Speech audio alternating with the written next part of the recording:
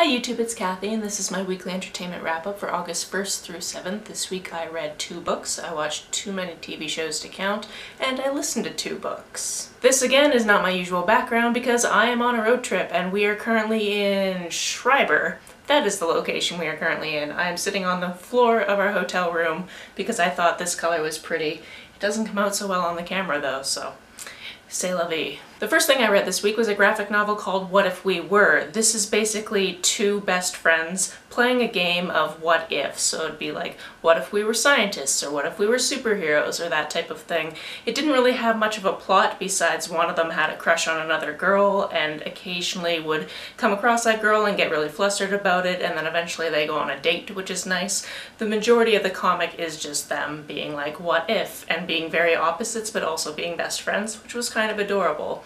It was fine. It was my favorite thing I've ever read, but it was cute. The other book I read this week was The Secret of the Old Clock. This is the first of the original 56 Nancy Drew books. Since we're on this road trip, and since the last time I was on a cross-Canada road trip was when I was reading Nancy Drew's, I figured that this was a perfect time to reread Nancy Drew's. I want to reread the entire series. I am not going to reread all of them on this trip because I only brought 5 of them with me, but I figured it was a cute little thing to do considering I had originally read a bunch of them when we were crossing over from Nova Scotia to BC, and now we are doing a whole round trip thing. The Secret of the Old Clock is kind of fun in that you get to meet all of these characters, but you don't meet all of the characters that you come to know and love throughout the series. For example, Bess and George and Ned are just not in these books and won't be for quite some time. I actually read a book near the end of last year that talks about the creation of this character and this original series, and it's interesting to go into a Nancy Drew book and not see these characters that I definitely remember from my childhood. This one starts out with Nancy on a drive, and then she sees this truck almost hit this child, and the child falls off the bridge, so she brings the child back to her great aunts because that's who the child lives with, and then they just start chatting and she finds out that they should have inherited some money from this guy who passed away recently, but these mean people that she knows from high school are inheriting it instead, and they think that there's a second will but nobody can find it, so this becomes her very first case. Something I noticed through this is the author of this book, because there were several different authors over the course of the series, really like to put people into groups of 2, so there were 2 sisters, and then there were 2 brothers, there were 2 great aunts, I think there were 2 cops at one point. The bad guys came in 3s, although there were 2 evil sisters. And then I think at one point there was one little old lady who lived by herself. The title of this one kind of gives it away, but it is a pretty solid start to the series. On to the things I watched this week. We don't have cable at home, so it's always fun when we're in hotel rooms and we have cable and we just play what's on, which admittedly is mostly the Food Network because that's what I like to watch. I will let it go through its entire like 4-hour loop and then realize I'm still watching the Food Network after 4 hours, and then I guess have to change it. But some notable things that happen to be on the screen this week. One of them was called The Day My Butt Went Psycho, and we purely put it on because what is with that title? Why did this ever exist? It was weird. Not my favorite thing. Everything was butts though, which was super odd. I'm also a fan of design shows, and there was a design show called Ellen's Next Best Designer or something like that. Next Great Designer. And it seemed like the prize, because it happened to be the finale episode, was meeting Ellen and her giving them some money at the end. I don't think she was a part of the show whatsoever. It was weirdly hosted by the guy that plays Jake on Scandal.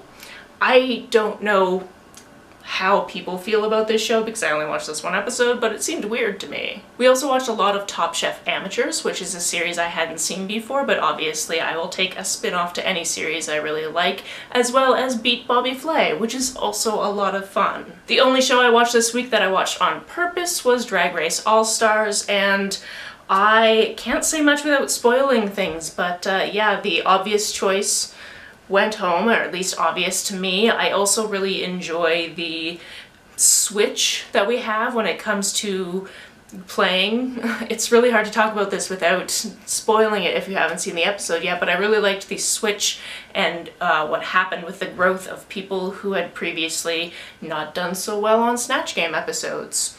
I'm just going to leave it at that. On to the books I listened to this week, the first one being Too Bright to See. This one is kind of a paranormal story about this kid named Bug who lives in this haunted house, and then something happens with his uncle and he feels like his uncle is trying to tell him things.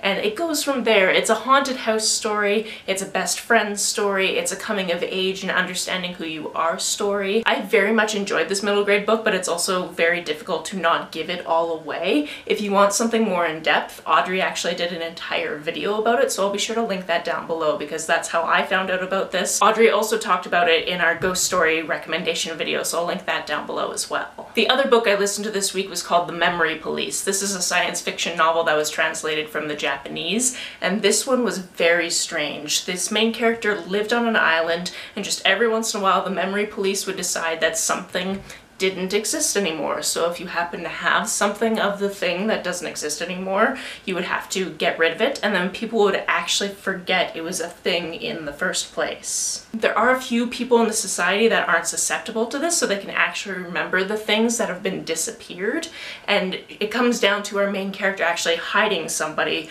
who doesn't want to be killed off by the memory police, basically, for still being able to remember things. Our main character is also a novelist, so she's writing a story, and in every story she writes, she tends to write about people who have something that have disappeared, and that shows up in the text as well because we get to see a little glimpse of what she's writing every once in a while. This was weird, and it got very creepy, and it got very scary at points because you would have these people in a society who had these things taken away from them little by little by little by little, and at no point did anyone try to stand up and say, this is too much, you can't do this, because it was done at such a glacial pace.